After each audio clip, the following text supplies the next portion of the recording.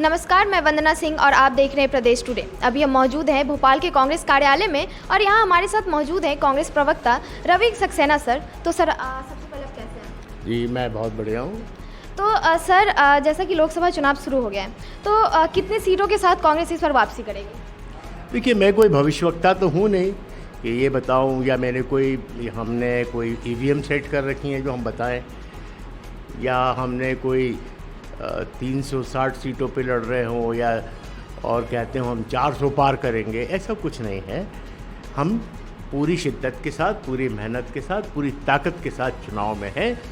और मैं आपके चैनल पर इस बात का खुलासा करने जा रहा हूं कि हम लोग 2009 का जो परिणाम थे उन परिणामों को दोहराने जा रहे हैं। किसी भी चुनाव से पहले सभी पार्टी अपनी मैनिफेस्टो निकालती है, तो क्या जो वादे किए जाते हैं मैनिफेस्टो में, जो वादे करते हैं आम जनता के साथ, तो क्या सत्ता में आने के बाद वो सरकार करती है जनता के लिए? निश्चित रूप से करना चाहिए। अब तो सुप्रीम कोर्ट की गाइडलाइन भी आ गई है कि आपने जो चुनाव के पहले वादे किए हैं वो सारे वादे आपको पूरे करने चाहिए, वरना आप पे जो है इस्तिगासा सुप्रीम कोर्ट में या कोर्ट में दायर किया जा सकता है।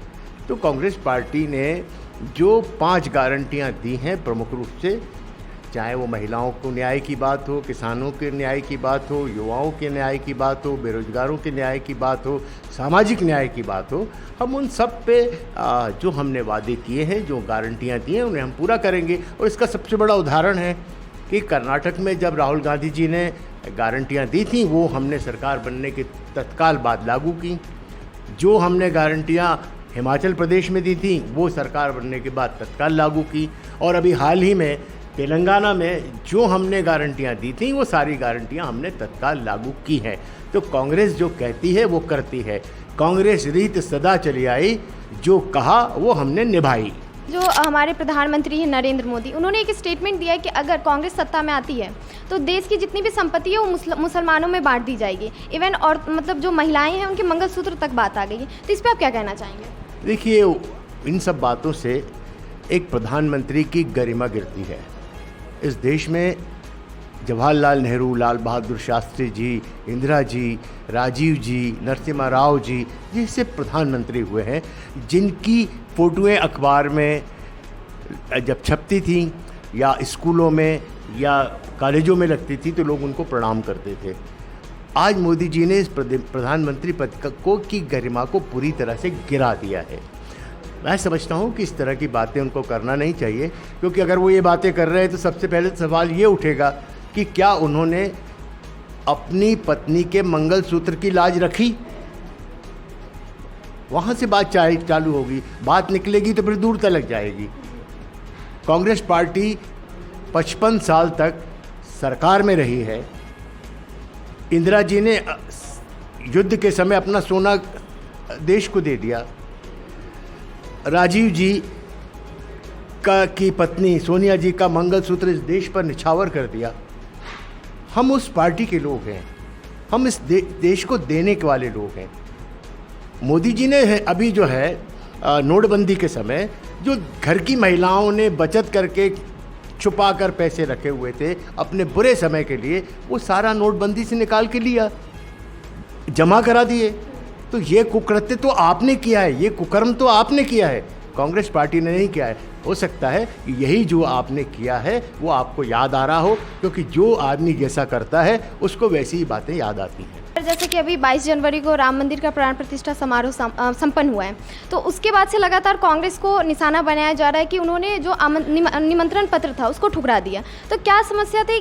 मतलब क्या ऐसा हुआ कि कांग्रेस ने निमंत्रण पत्र ठुकराया? देखिए, वो भारतीय जनता पार्टी का इवेंट था। चारों शंकराचार्य भी नहीं गए, जो कि हमारे सनातन धर्म के सबसे बड़े पुरोधा हैं, मार्गदर्शक हैं। जब वो नहीं गए और उन्होंने मना किया कि अभी मंदिर का निर्माण अधूरा है, तो फिर कांग्रेस पार्टी कैसे जाएगी? और भारतीय जनता पार्टी के इवेंट में कांग्रेस पार्टी जाए ये कोई ज़रूरी तो नहीं है। वहाँ मंदिर का निर्माण जब पूर्ण हो जाएगा तो निश्चित रूप से सब जाएंगे। और अब कांग्रेस के सारे लोग जा रहे हैं, रामलला के दर्शन कर रहे हैं। और हम उनको याद दिलाना चाहते हैं कि सबसे पहले राजीव गांधी जी ने रामलला, जो वर्षों से, सालों से ताले में बंद थे, उनका ताला खुलवाकर पूजा अर्चना चालू कराई थी। तो हमसे बड़ा राम भक्त कौन होगा? हम लोग राम के नाम पे वोट नहीं मांगते हैं, क्योंकि हम अपने काम पे वोट मांगते हैं। कुछ दिनों से, मतलब कुछ महीनों से जो हमारी ईडी है वो एक्टिव मूड में आ गई है। ऐसा उन पे कहा भी जा रहा है कि जब से लोकसभा और विधानसभा चुनाव शुरू हुई है तब से ईडी एक्टिव मूड में आई है, और जहाँ तक है कि बहुत सारे नेताओं के घर पे रेड मारा जा रहा है। तो और उन पे ईडी पे ये भी ब्लेम जा रहा है कि ईडी कहीं ना कहीं किसी पार्टी के साथ मिल गई है। तो इस पर आप क्या कहेंगे? नहीं, देखिए, आज के समय जितनी भी हमारी संवैधानिक संस्थाएं हैं उनका मैं समझता हूँ मोदी सरकार ने पूरी तरह से डिवैल्यूएशन कर दिया है, अवमूल्यन कर दिया है। आज ईडी के छापे किन पे पड़ रहे हैं? जो विपक्षी नेता हैं उन पर पड़ रहे हैं। दो मुख्यमंत्री आज जेल में हैं, और जो अजीत पवार हैं उनकी पत्नी हैं, जिन पर मोदी जी ने स्वयं 25,000 करोड़ रुपए का भ्रष्टाचार करने का आरोप लगाया था, वो जैसे ही भारतीय जनता पार्टी में शामिल हुए, आज ही आपने खबर पढ़ी होगी, सारे फ्रंट पेज पे खबर है कि उनके ऊपर से वो दोनों केस वापस ले लिए गए। और ऐसा एक जगह नहीं हुआ, ऐसा बंगाल में हुआ, ऐसा असम में हुआ, और जितने भी भ्रष्टाचारी इस देश में हैं आज सारे के सारे भाजपा की वॉशिंग मशीन में डलकर स्वच्छ और साफ हो गए हैं। तो सर, कहीं ना कहीं ऐसा न्यूज़ आ रहा है जब से चुनाव शुरू हुई है बहुत सारे कांग्रेस के कार्यकर्ता कांग्रेस छोड़ के बीजेपी में शामिल हो रहे हैं। तो क्या कहना चाहेंगे इस पे आप? नहीं, देखिए, अगर आप 4 महीने पहले देखेंगे तो इसी प्रदेश कांग्रेस कार्यालय में लोग 50-50 और 100 गाड़ी लेकर कांग्रेस पार्टी में मिलने आ रहे थे, क्योंकि उनको लग रहा था कि कांग्रेस पार्टी की सरकार मध्य प्रदेश में बनने जा रही है। तो ये एक स्वाभाविक प्रक्रिया है। ऐसे लोग जो सत्ता के साथ रहना चाहते हैं, जो सत्ता की चाशनी चाटना चाहते हैं, वो वहाँ जाते हैं। तो ऐसा मैं समझता हूँ कोई बड़ा नेता कांग्रेस पार्टी का वहाँ नहीं गया है। और फिर मैं ये पूछना चाहता हूँ भारतीय जनता पार्टी से, क्या उनके नेता, क्या उनके कार्यकर्ता समाप्त हो गए हैं, या वो घर बैठ गए हैं, जो कांग्रेस पार्टी से ले जाके आपको अपनी पार्टी चलाना पड़ रही है? जो पार्टी ये कहती थी कि हम कॉर्डर बेस्ड पार्टी हैं, आज वो मिस्ड कॉल पार्टी बन गई है। ये तो कहते हुए आए थे कि हम कांग्रेस मुक्त भारत बना देंगे, अब तो उनकी कांग्रेस युक्त भारतीय जनता पार्टी हो गई है। अब तो इनको अपनी पार्टी का नाम बदल देना चाहिए, इसका नाम रख देना चाहिए भारतीय कांग्रेस पार्टी। तो सर, अब पिछले 35 वर्षों से भोपाल में बीजेपी राज करते आई है, तो क्या लगता है कि इस बार कांग्रेस वापसी करेगी सत्ता में?